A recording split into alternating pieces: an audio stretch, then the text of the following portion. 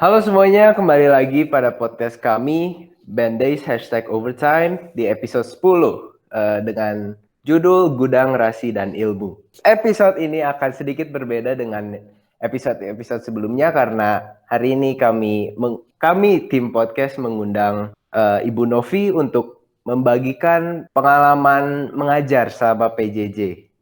Saya Andrew dari JC2. Saya Jessie dari JC2, dan sekarang kami akan memperkenalkan tamu kita hari ini, yaitu Ibu Novi. Halo, selamat sore Jessie, selamat sore Andrew. Selamat sore Bu Novi. Sore. Ya, jadi pertama-tama selamat datang di podcast kita. Dan terima kasih sudah diundang. Jadi kalau Ibu itu ngajar pelajaran apa ya di BPK? Saya mengajar bahasa Indonesia untuk di Banda, SMP dan SMA, di SMAK 2, SMA saja kelas 11. Wah, luar biasa. Kalau Ibu ngajar di sekolah mana aja ya, dan kelas berapa saja? Kalau yang di SMAK 2 kelas 11, 5 kelas. Sebetulnya ada 6 kelas di sana, tapi saya hanya punya waktu untuk 5 kelas. Lalu di Banda saya 5 kelas juga, dari Sek 1, Sek 2, lalu lompat ke Sek 4, JC1 dan JC2. Wah, banyak sekali ya Bu. Kira-kira berapa banyak murid itu Bu? Ya kalau di Banda ya kalian tahu lah ya, tapi kalau di SMAK 2 5 kelas itu rata-rata satu kelasnya 35 orang. Luar biasa, luar biasa. Jadi kalau mengoreksi, wow. Jadi mungkin total 300 murid ya kira-kira ya? Ya, sekitar itu. 2 sekolah 300 murid. Lebih banyak daripada murid sekolah kita, Jess. Oke. Untuk sekarang saya ingin bertanya-tanya kepada Bu Novi. Untuk pertama, apakah Ibu Novi mempunyai cita-cita untuk menjadi seorang guru? Tidak sama sekali. Itu adalah profesi yang dari kecil saya, apaan sih jadi guru? Nggak keren begitu ya. Cita-cita saya itu dari SMP kelas 2 adalah ingin jadi wartawan. Makanya begitu SMA, saya menyiapkan diri untuk itu, saya memilih jurusan IPS karena ada banyak ilmu yang saya butuhkan, terutama sejarah, untuk bisa memahami perkembangan dunia. Lalu kuliah juga saya ambil jurnalistik, ya cita-citanya bukan jadi guru begitu. Jadi jangan berpikir saya punya cita-cita jadi guru. Dan profesi saya pertama juga bukan guru. Oh, profesi pertama Ibu apa? Saya bekerja awalnya di pabrik sepatu. Posisi terakhir saya manajer untuk ekspor import dan human resources. Luar biasa. Lalu pernah juga di satu perusahaan asuransi sebagai trainer dan juga editor untuk internal bulletin, itu di kantor pusatnya di Jakarta. Kemudian kembali lagi ke Bandung, itu 7 tahun di advertising jadi copywriter. Lalu kemudian tiba-tiba ada seorang teman, karena melihat saya sering mengajar teater di gereja, beliau minta saya untuk mengajar atau mengembangkan ekstrakurikuler teater di sekolahannya. Dia kepala sekolah di situ.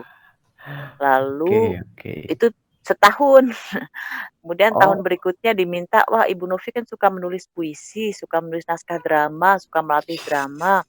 Ayo dah mengajar di kelas, mengajar sastra Indonesia, supaya siswa itu bukan cuma menghafalkan nama-nama budayawan, nama novelis, nama penyair, tapi juga bisa membuat puisi, bisa membuat cerpen dan sebagainya.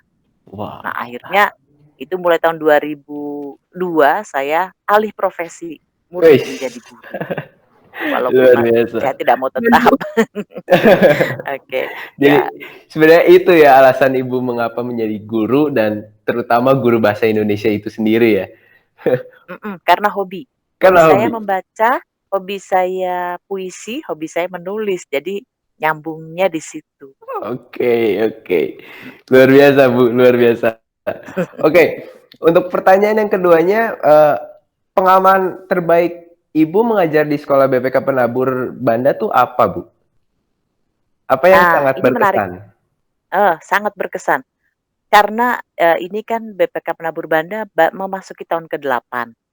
Dari tahun pertama, eee, secondary ini dibuka, saya sudah, terlibat dari awal bersama, eee kepala sekolah kita, Mister Riyardi dan juga Ibu Lilipuk. Wow. Jadi kami bertiga ini bersama-sama tadinya di SMPK 1, kemudian bersama-sama memulai juga yang apa, BPK Penabur Banda ini secondary-nya.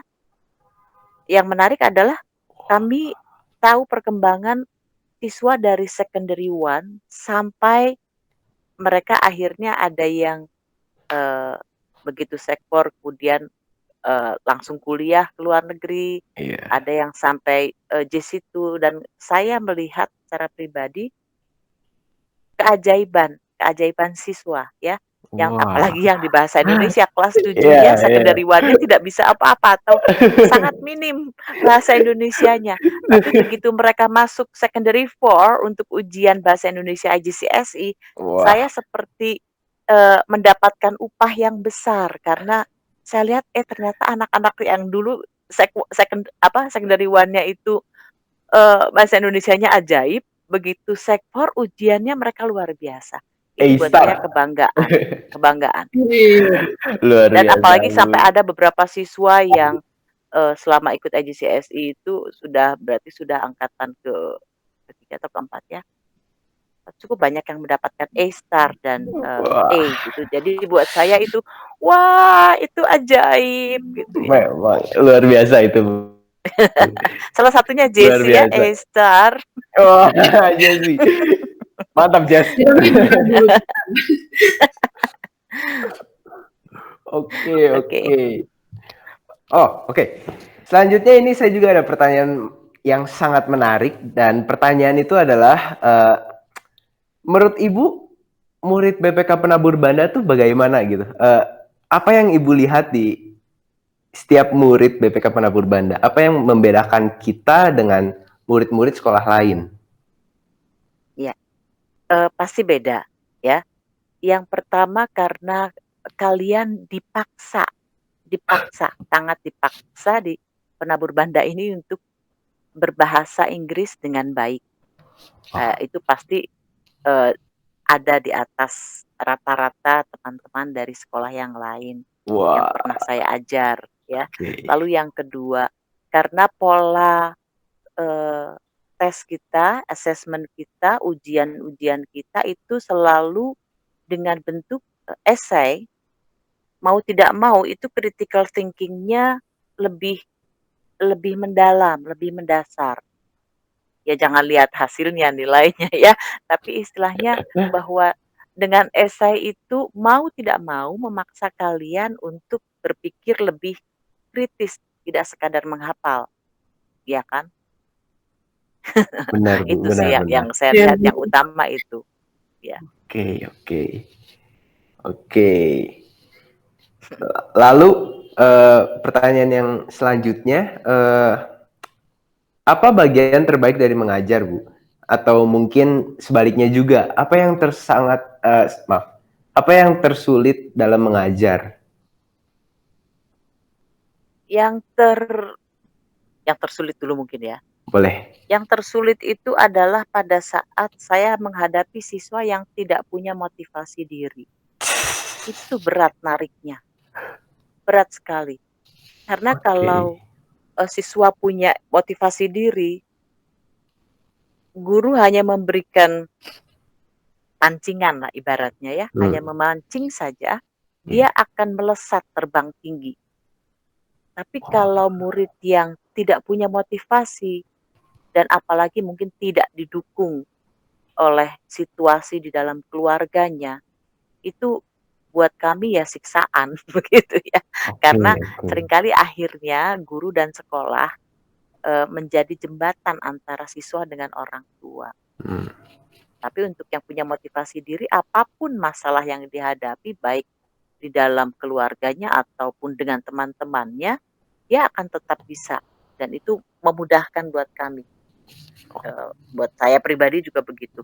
Iya, Lalu yang oke. menyenangkannya itu adalah ya tadi ya, melihat keajaiban bahwa dari, masih sekwan sampai ke J2 melihat anak-anak yang tadinya cengeng gitu ya, lalu masih tidak berdaya, masih dibantu ini itu, lalu begitu mulai masuk ke sektor sudah mulai menunjukkan, "Oh ini gue nih," ya seperti itu ya. Wah.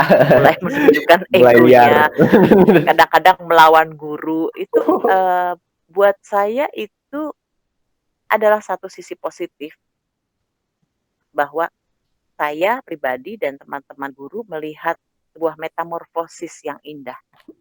Ini Luar cuma mungkin biasa. murid melihatnya ini guru nyebelin banget sih, ya kan seperti itu biasanya yang dipikirkan siswa ya, atau mungkin juga siswa mikirnya, "Ini orang tua kenapa sih begitu?" Tapi buat saya, apalagi saya seorang ibu melihat seperti itu flashback. Jadi setiap kali, graduation begitu ya, recognition day, melihat bahwa, "Oh, Oh, iya. ini dulu begini, lalu Iya, iya. sekarang begini." Nah itu kebahagiaan. Aduh, kerasa sih, Bu, kerasa, Bu. Iya. Oke, oke. Untuk pertanyaan selanjutnya, menurut Ibu, apa hal yang terpenting seorang guru harus mempunyai atau melakukan agar dapat mengajar dengan baik? Ya, yang jelas, dari semua profesi yang pernah saya jalani, eee, menjadi guru itu harus betul-betul didasari dengan cinta, Wah, passion. oke. Kalau hanya menganggap ini sebagai pekerjaan, itu dia Berat itu. akan iya betul, berat.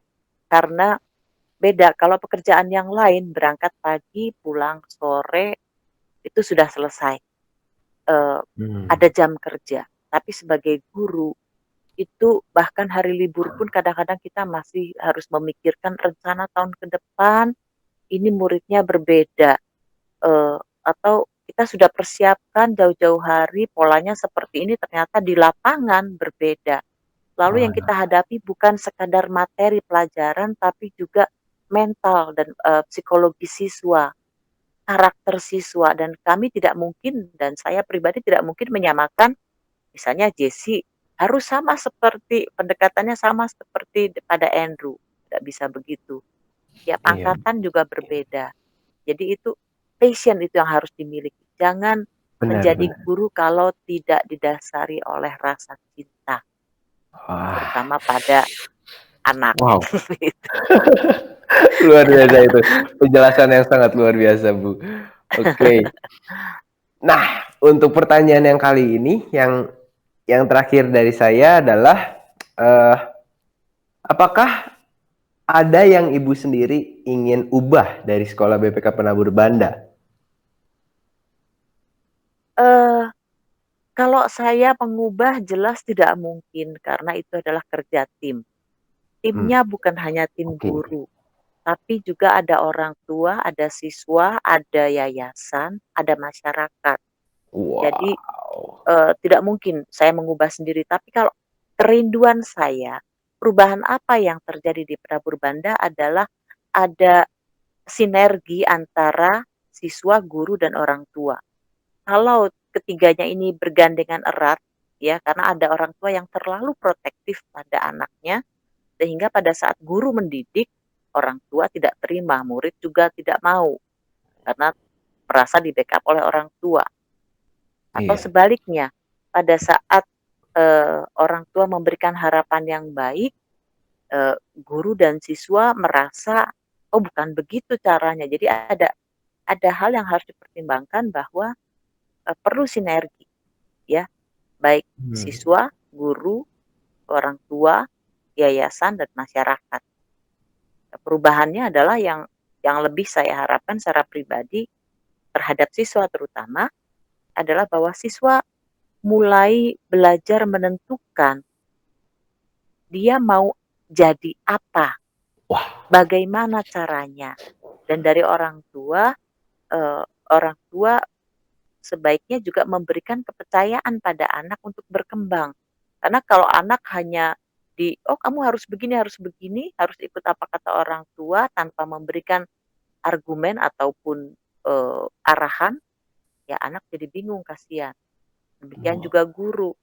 Guru iya. juga kalau hanya sekadar memberikan materi pelajaran tanpa memberikan, pendidikan moral, ya itu juga kosong akhirnya. Sementara yang disasar oleh BPK Penabur khususnya Banda itu kan, eee, apa sih, motonya? Crafting mind, Mind, heart, and heart, spirit. and spirit. Nah itu. Jadi guru juga harus punya, spirit untuk itu, untuk membangun, eee, bukan hanya dari segi ilmu, tapi bagaimana ilmu itu, eee, blending ya, berbaur, bersinergi dengan Iya, iya. imannya, dengan karakter. Waduh, sangat mendalami itu. Semoga dipahami. Paham saya, Bu. Ya Oke. oke, mantap. Oke, Ini Jess. Jessie belum tanya, Jessie, Oh iya, jadi sebelum terpesona ya? ya, jadi sebelum saya lanjut dengan pertanyaan berikutnya, saya akan beri latar belakang sedikit ya. Jadi mungkin sekarang ya kita semua lagi pembelajaran jarak jauh dan kita mungkin sering mendengar keluh kesah murid. Tapi kita jarang sekali mendengar isi hati seorang guru. Jadi sekarang saya akan memberi pertanyaan kepada Bu Novi tentang Mhm, PJJ di PPK Parmol Banda. Jadi aha. pertama, perbedaan PJJ dan pembelajaran biasa di kelas itu apa sih? Selain mungkin ya pakai laptop. Tidak ketemu, ya. Selain tidak bertemu gitu ya. Ya, eee, PJJ sebetulnya pada dasarnya di BPK Penabur Banda tidak terlalu menjadi, apa ya, syok yang besar, tidak jadi guncangan yang terlalu besar secara teknis. Mengapa? Karena sejak awal BPK Penabur Banda ini berdiri 7 tahun lalu, kita sudah terbiasa menggunakan Google Classroom. Jadi ini berbeda dengan sekolah-sekolah lain yang mungkin baru tahun ini tiba-tiba pada saat PJJ mulai menggunakan teknologi. Mungkin juga ada sekolah lain yang sudah menggunakan 1, 2 tahun, 3 tahun yang lalu, tapi belum semua guru. Nah, sementara kita, semua guru sudah diwajibkan. Jadi memang tidak ada benturan yang berarti, goncangan yang berarti di Penabur Banda untuk pelaksanaan PJJ. Wah, Cuma yang jadi masalah adalah, ya itu tadi kembali seperti yang tadi saya katakan, saat siswanya tidak punya motivasi untuk belajar dan menganggap belajar itu sebagai beban, ya selesai. Nah itu masalahnya, Hmm. perbedaannya itu. Ya apalagi Bertemu di sekolah iya, bertemu di sekolah saja dia tidak punya motivasi, apalagi gurunya tidak terlihat, apalagi orang tuanya sibuk, apalagi dia kamarnya terkunci, ya sudah tamatlah. hmm, Akhirnya oke. game dari pagi sampai pagi, begitu. ya jadi Oke. pertanyaan berikutnya adalah apa hal-hal menarik dan keluh kesah ibu sama PJJ ini? Hal yang menarik sebenarnya PJJ ini kurang menarik ya, tapi tantangannya Oke. lebih berat karena begini, kalau di kelas, eee, saya bisa memberikan aktivitas terutama untuk kalau yang kelas, secondary 1, secondary 2 itu kan mereka motorik Iya, kasarnya masih butuh berkembang. pelampiasan. Jadi kadang-kadang saya buat permainan berkelompok, mereka bisa lari-lari di dalam kelas atau keluar dan segala macam gitu. Nah, saat PJJ ini hal itu tidak bisa dilakukan. Akhirnya saya harus berpikir aktivitas apa ya yang sesuai, karena setiap tingkatan kan berbeda. Lain dengan, kalian J-SITU memang sudah harus dipersiapkan untuk kuliah, untuk hal yang lebih serius. Jadi metode dan materinya juga memang lebih serius gitu, tidak perlu lari-larian. Itu tantangannya itu. Dan kemudian juga ada sedikit, apa ya, bukan sedikit lah, motivasi yang dorongan yang sangat besar dari yayasan bahwa selama libur kemarin, kalian libur, kami tidak libur, begitu ya. Kami diwajibkan membuat video pembelajaran. Nah, ini tantangan. Semua guru tiba-tiba harus jadi videographer. Nah, ini tantangan. Jadi kalau saya tidak mungkin membuat semua tingkatan, semua materi, tapi beberapa tingkatan Iya. saya buat, beberapa materi saya buat, tidak semuanya. Nah, itu tantangannya itu. Keluh kesahnya ya mau tidak mau, bosan ya, sama seperti kalian ya, bosan di rumah itu. Iya. Ya kan Kurang kita butuh bersosialisasi. bertemu, iya, kita butuh sosialisasi, itu sih. Nah, apalagi sekarang, eee, usia ibu sudah 50 tahun, sementara peraturan di BPK Penabur tidak boleh, guru di atas, 50 tahun tidak boleh datang ke sekolah, sementara guru-guru yang lain wajib mengajar dari sekolah. Nah, jadi ibu tetap di rumah ini seperti kalian, kecuali untuk hal-hal tertentu yang memang tugas-tugas penting baru saya boleh ke sekolah. Seperti kemarin ada recognition day, Recognition Day, iya. ada, webinar, itu karena saya punya tugas khusus saya diizinkan ke sekolah. Itu refreshing buat saya ke sekolah itu Iya ya. iya iya, bener bener. Kalian pengen kan ke sekolah? Pengen sekali, Bu. Pengen sekali, Bu. Pengen beli Iya. lapangan. Ya begitu, keluh kesahnya dan apanya. Ya, jadi apa yang bisa ditingkatkan dari PJJ ini? Mungkin dari pihak murid, pihak orang tua, dan pihak sekolah, termasuk guru. Ya, saya mulai dari guru dulu ya. Hmm. Yang jelas dari pihak guru, mau tidak mau harus, eee, mulai memanfaatkan teknologi digital dan, eee, segala macam perangkatnya untuk menyampaikan materi. Lalu juga, eee, kreativitas. Kalau guru yang biasanya, "Ya buka halaman sekian," itu kan juga melelahkan begitu ya. Kalaupun ya kalau kelas yang besar-besar tidak apa-apa, tapi kelas kecil yang sekarang kan yang terjadi banyak orang tua siswa TK, SD di semua daerah di Indonesia mengeluh karena, "Kok jadi kami yang ngajar?" Orang tuanya kok protes begitu. Ini kan harusnya guru ya kan, karena kondisinya memang berbeda. Jadi tantangan buat guru adalah harus kreatif harus kreatif, Mhm. terutama untuk yang kelas-kelas kecil. Kalau kelas besar ya kalian sudah siap jadi mahasiswa, tidak apa-apa, memang harus serius. Nah, kalau untuk siswa, harapannya ya tadi kembali lagi, harus punya motivasi bahwa belajar itu kebutuhan, bukan beban. Dari pihak orang tua, ini yang jadi keluhan siswa ya, PJJ itu yang menjadi hambatan terbesarnya adalah situasi rumah tidak kondusif. Saya Mmm, beberapa kali, mhm.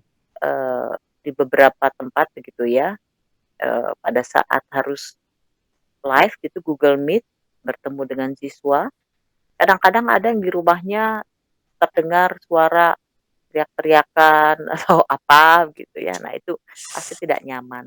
Ya kalau teriak-teriakannya hanya memanggil, tidak apa-apa, tapi kalau teriak-teriakannya itu seperti menuju ke perang dunia ke-9,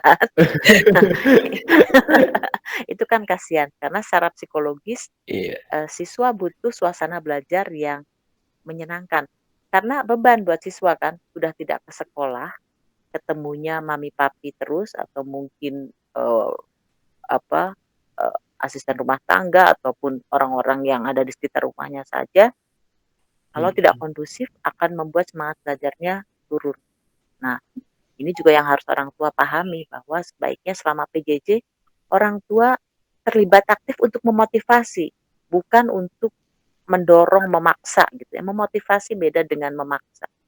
Jadi, eee, ya itu tiga-tiganya harus bersinergi bahwa lebih baik PJJ ini dilangsungkan dengan situasi yang kondusif daripada semuanya jadi marah karena PJJ akhirnya memaksa ingin belajar di sekolah dengan risiko nyawa.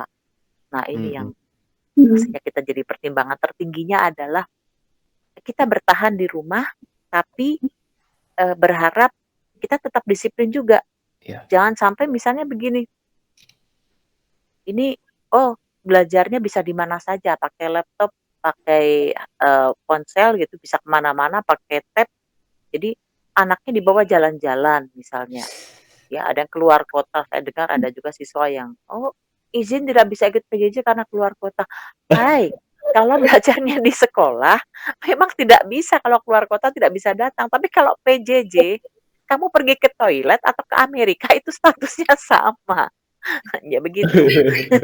Tetap, jadi orang tua juga harus paham bahwa PJJ ini justru harus lebih disiplin dibandingkan kalau datang ke sekolah, gitu ya. Hmm. Benar. Lalu pelajaran apa yang kita bisa dapati sama PJJ berlangsung? Pelajaran, buat kita semua adalah bahwa manusia itu makhluk sosial. Kita butuh Benar. bertemu dengan orang-orang yang kita kasihi. Kadang-kadang juga kita butuh dipeluk, betul kan? Nah, Benar. kondisi ini menyulitkan kita. Kita tidak bisa ke sekolah, tidak bisa bertemu teman-teman, tidak bisa, bersosialisasi, tidak bisa hahaha, tidak bisa nongkrong, bahkan, berpelukan begitu kalau anak perempuan, anak laki-laki, tapi kalau laki-laki perempuan ya janganlah ya, ya. Karena, pelukan itu kan pada dasarnya juga, relief ya, menyembuhkan buat apa, emosi itu sebenarnya menenteramkan. Nah, PJJ ini dengan kita tidak bertemu, memberikan satu pelajaran baru bahwa memang kita tidak bisa hidup sendiri. Bahwa kita tidak mungkin Benar. hidup hanya mengurung diri di dalam kamar atau di rumah saja. Kita butuh bertemu orang-orang. Kita juga, rindu untuk melihat alam. Nah, itu pelajaran yang berharga dari situasi saat ini. Dan, satu hal lagi, Iya. saya, punya banyak, teman di dunia maya begitu ya, di media sosial, para ibu dan para bapak, orang tua murid yang anak-anaknya terutama yang masih kecil-kecil, di situ mereka mulai menyadari betapa berharganya guru. Karena ternyata jadi orang tua sekaligus jadi guru di rumah itu capek deh. Jadi itu pelajaran dari Iya, PJJ Bu. bahwa, Iya. lebih baik udah gurumu aja yang ngajar lah, mama papa pusing. Aduh, oh nggak begitu, Aduh. guru tidak menerangkan begitu, "Oh mama papa udah nggak tahu itu pelajaran dulu nggak belajar begini." Nah, ya itulah yang kita dapatkan dari PJJ ini, seru-serunya begitu. Iya. Oke. Oke. Sebelum kita mengakhiri episode hari ini, mungkin ada pesan atau motivasi untuk kita semua pendengar untuk masih bisa semangat sama PJJ. Iya, tidak ada orang yang bisa mengubah kita kalau bukan dimulai dari diri kita sendiri. Tuhan saja menyerah kok, ya.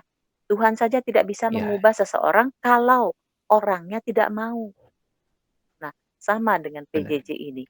PJJ ini akan membuat kita maju atau tidak, tergantung kita. Orang tua, guru, Iya. tugas-tugas, Tuhan juga angkat tangan kalau kaliannya siswa itu tidak mau. Jadi pesan saya, nikmatilah PJJ ini. Saya juga belajar mencintai PJJ ini walaupun tetap saja, kapan berakhir kapan berakhir begitu ya. Saya kangen murid-murid saya kangen situasi di kelas di mana kalian itu ribut, di mana kalian itu saya, Mencari sibuk. masalah. Oh, heeh, saya senang dengan itu, ternyata itu hiburan begitu ya. Benar, Bu. Setuju sih Ya, saya. Setuju. Oke. Oke deh, mungkin sekian untuk episode kami hari ini dan terima kasih Bu Novi sudah ingin membagikan sama. pengalaman Ibu. Oke, untuk Iya. informasi tambahan, kami tim Bendays #overtime membuka pendaftaran bagi siswa yang ingin menjadi bagian podcast ini.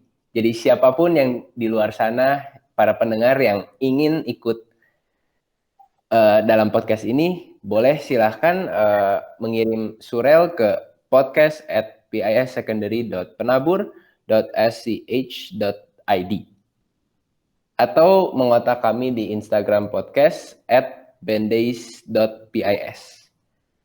Oke, mungkin sekian saja untuk episode hari ini dan terima kasih semuanya sudah hadir. Sampai jumpa. Sampai jumpa. Sampai jumpa semua.